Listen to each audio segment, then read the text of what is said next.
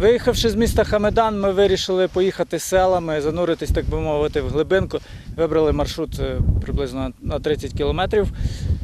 Їхали, після обіду в селі Арзан-Фут почалось те, чого ми взагалі не очікували тут зустріти. Це справжня українська зима, заметіль, лопатий сніг, так мело, що все заліпило наші велосипеди, нас заліпило все довкола, було біле.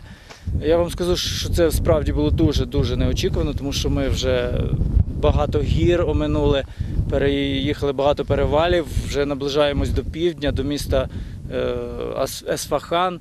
І взагалі не очікували тут такої зими, це щось неймовірне.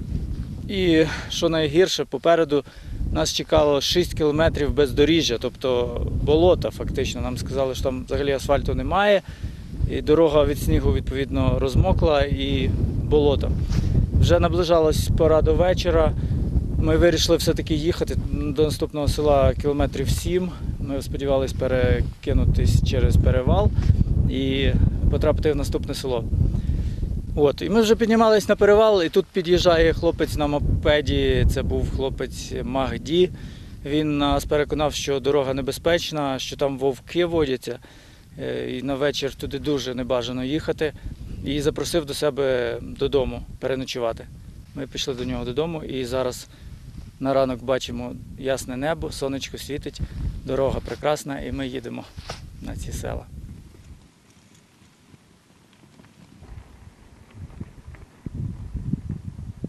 Ви знаєте, вчора, коли ми потрапили в цю сільську сім'ю, в будинок Магді, який ще будував його батько, Магді сказав, що цей будинок має 60 років, він збудований з каменя, тому що навколо тут гори і тут багато каменя.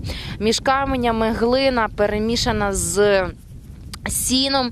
І я не знаю, таке враження було, ми з Володією відчували, наче ми потрапили в якісь середні віки, тому що от їхня архітектура дуже наближена до тих давніх століть. Але незважаючи на це все, в них дуже затишно, дуже мило.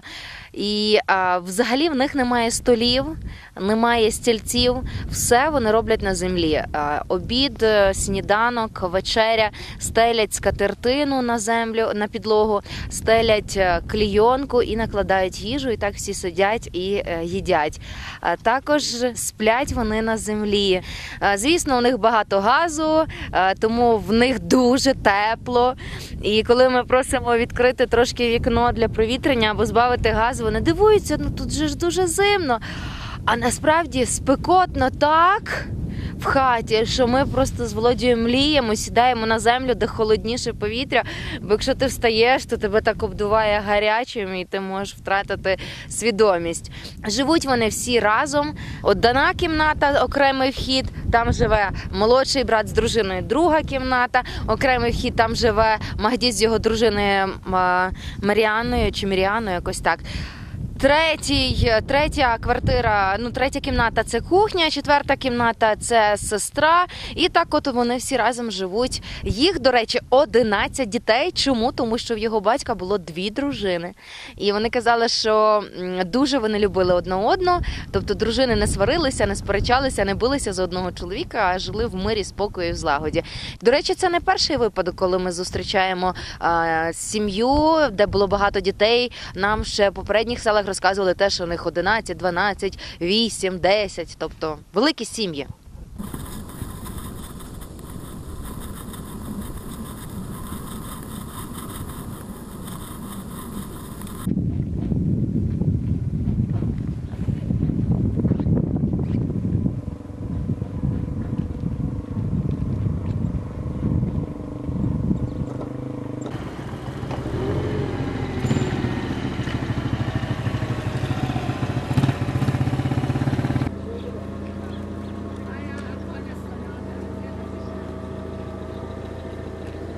Трохи про цікавенькі ласощі, якими нас пригощають тут час від часу.